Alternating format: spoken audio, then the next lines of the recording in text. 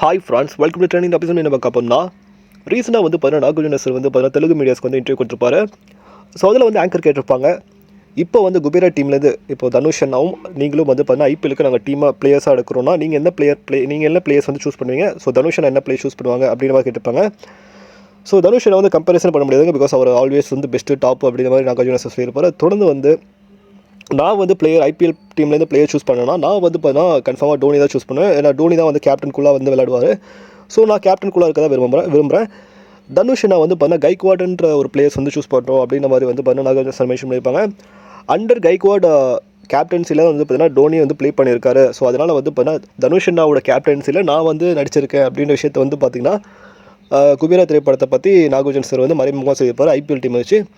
So கன்ஃபார்மாக தனுஷ் வந்து பார்த்தீங்கன்னா டாப் நாச் அப்படின்ற மாதிரி வந்து ஷேர் பண்ணியிருப்பாங்க. ஸோ இப்போ வந்து பார்த்தீங்கன்னா லைக் டோனி வந்து கேப்டனுக்குள்ளே இருக்கட்டும், அவர் வந்து பார்த்தீங்கன்னா அவரோட கேப்டன்ஸ் நிறைய டைம் வந்து அவர் ஹீரோவாக நடிச்சு பயங்கரமாக மாசப்பட்டிருப்பார்ல நாகார்ஜுன சார் தெலுங்கில் வந்து. ஸோ இப்போ வந்து தனுஷ்னா கேப்டன்ஸில் வந்து நாகார்ஜுன சார் நடிக்கிறாங்க அப்படின்ற விஷயத்தை ஷேர் பண்ணியிருக்காங்க. ஸோ இதை பற்றி உங்களுக்கு வந்து கீழே கமெண்ட் பண்ணுங்கள். மேலும் சேனல் பிடிச்ச லைக் பண்ணுங்கள், ஷேர் பண்ணுங்கள், சப்ஸ்கிரைப் பண்ணுங்கள், மறக்காம லைக் அண்ட் டைப் பண்ணுங்கள்.